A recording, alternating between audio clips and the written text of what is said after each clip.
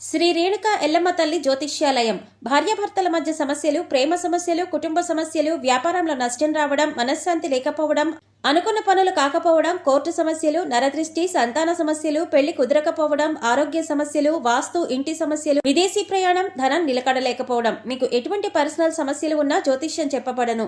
కోయా గురూజీ లక్ష్మణ్ రాజు గారు. Cell number 8466923012. ఓం శ్రీమాత్రే నమః. ఛానల్లోకి స్వాగతమండి. ఈ రోజు వీడియోలో మనం సింహరాశి వారికి సంబంధించిన పూర్తి వివరాలు తెలుసుకుందాం.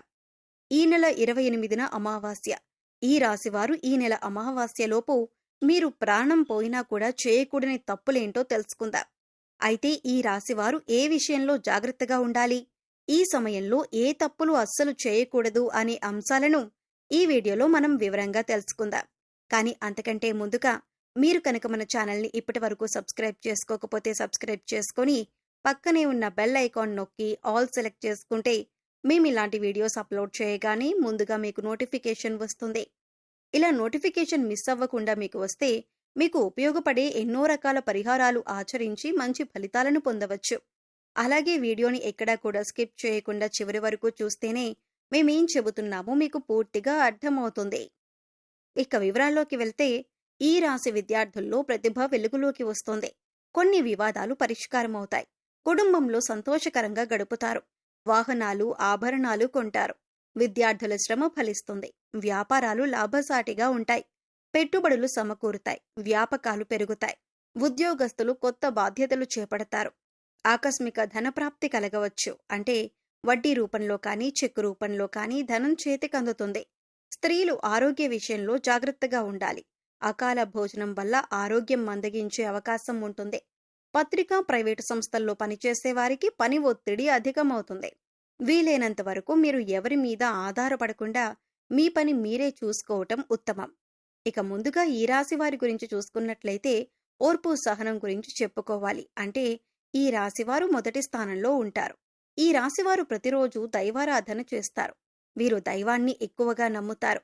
అయితే వీరు దైవబలం తమకు అండగా ఉందని మర్చిపోయి కష్టాలు వచ్చినప్పుడు ఎక్కువగా భయపడిపోతూ ఉంటారు.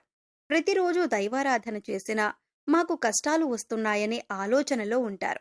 అయితే కష్టాలు ప్రతి ఒక్కరికి వస్తాయి.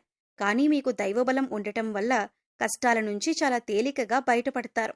అయితే మీరు చేయవలసిన దైవనామస్మరణ చేయటం మాత్రం మర్చిపోకూడదు. ఇక మీరు ముఖ్యంగా గుర్తుపెట్టుకోవాల్సిన మరొక విషయం ఏంటంటే, ఎదుటి వ్యక్తులను గుడ్డిగా నమ్మకూడదు. ఏ అంశంలో తీసుకున్నా, అంటే మీరు కొత్తగా ఏదైనా పని చేయాలనుకున్నా, లేదా మీరు ఏదైనా నిర్ణయం తీసుకున్నా, కొత్తగా బిజినెస్ స్టార్ట్ చేద్దామనుకున్నా, ఇలాగ ఏ సందర్భంలోనైనా మీరు ఎదుటి వాళ్ళని నమ్మి మీ విషయాలన్నీ కూడా ముందుగా వారితో చెబుతూ ఉంటారు. ఇలా చేయటం వల్ల మీరు అనేక రకాల చిక్కులను కూడా కొని తెచ్చుకున్నవారవుతారు.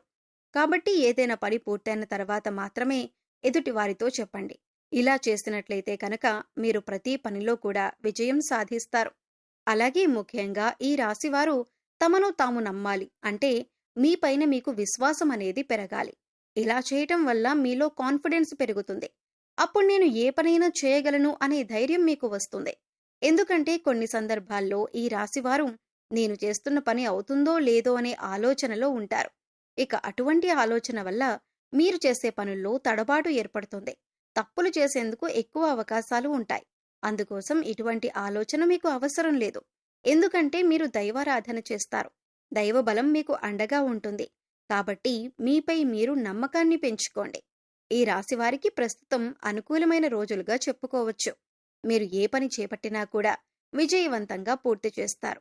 అయితే మీరు కొన్ని పనులను చేయకుండా ఉండటం వల్ల ఈ ఫలితాలు మరింత అనుకూలంగా మారి మీకు సత్ఫలితాలను తీసుకువస్తాయి. ముఖ్యంగా మీరు ఈ 5 తప్పులు చేయకుండా ఉంటే ఈ రోజుల్లో మీరు ఏ పని చేసినా కూడా దాంట్లో మీరు సక్సెస్ చూస్తారు. ఇక మీ విజయాన్ని చూసి మీకు మానసిక ఆనందం కలుగుతుంది. మీ విజయం మీకు మాత్రమే కాదు, మిమ్మల్ని నమ్మిన వారికి, మీ శ్రేయోభిలాషులకి, మీ కుటుంబ సభ్యులకు కూడా ఆనందాన్ని కలిగిస్తుంది.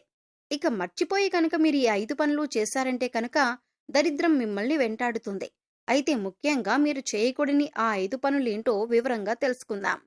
అందులో మొదటిగా చీకటి పడిన తరువాత ముఖ్యంగా దీపాలు పెట్టే వేళ అంటారు.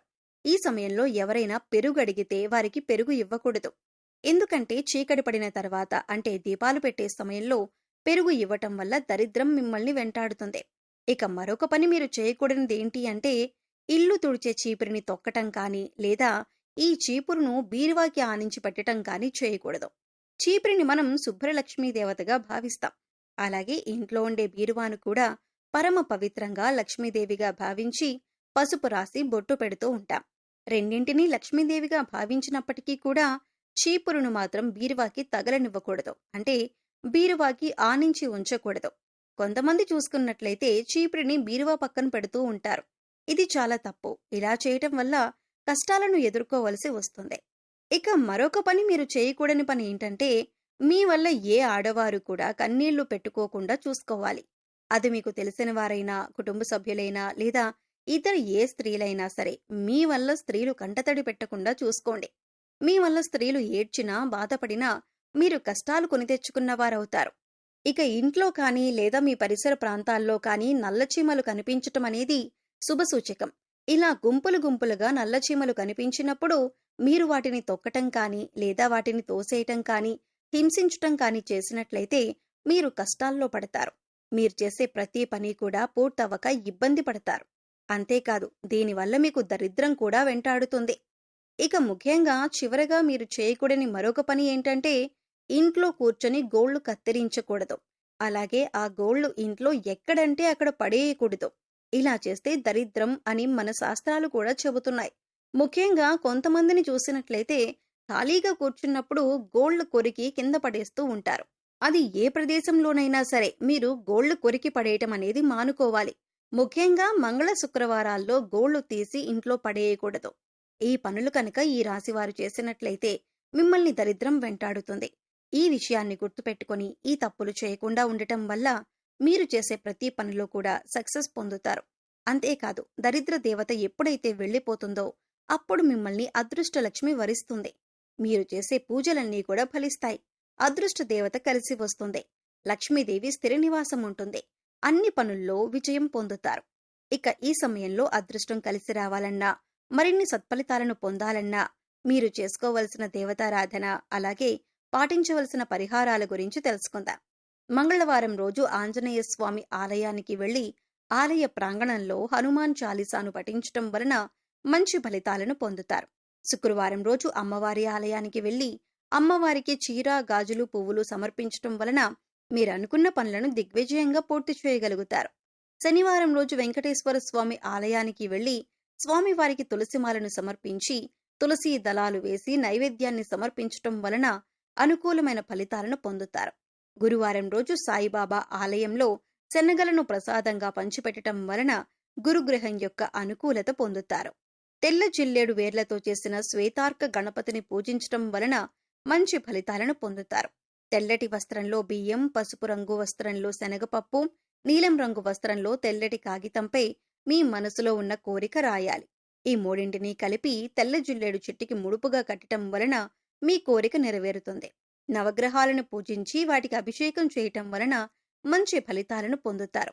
ఇలా వీలు కానట్లయితే మహాశివునికి అభిషేకం చేసి ధాన్యాన్ని గోవులకు పెట్టటం వలన మంచి ఫలితాలను పొందుతారు. అనుకున్న కోరికలన్నీ నెరవేరతాయి.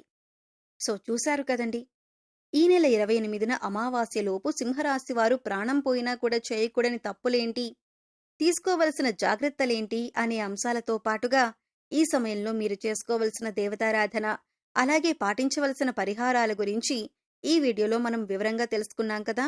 ఈ వీడియో మీకు నచ్చినట్లయితే లైక్ చేయండి. మీ ఫ్రెండ్స్ అండ్ ఫ్యామిలీ మెంబర్స్లో ఎవరైనా సింహరాశి వారు ఉన్నట్లయితే వారితో ఈ వీడియోను షేర్ చేసుకోవడం మర్చిపోకండి. అలాగే ఇప్పటి వరకు మన ఛానల్ని కనుక సబ్స్క్రైబ్ చేసుకోకపోతే సబ్స్క్రైబ్ చేసుకొని పక్కనే వచ్చిన బెల్ ఐకాన్ నొక్కి ఆల్ సెలెక్ట్ చేసుకుంటే మేము ఇలాంటి ముఖ్యమైన విషయాలు తెలియజేసినప్పుడు మీకు నోటిఫికేషన్గా వస్తుంది. మరో చక్కటి వీడియోతో మళ్ళీ కలుద్దామండి. ఓం శ్రీ మాత్రే నమః.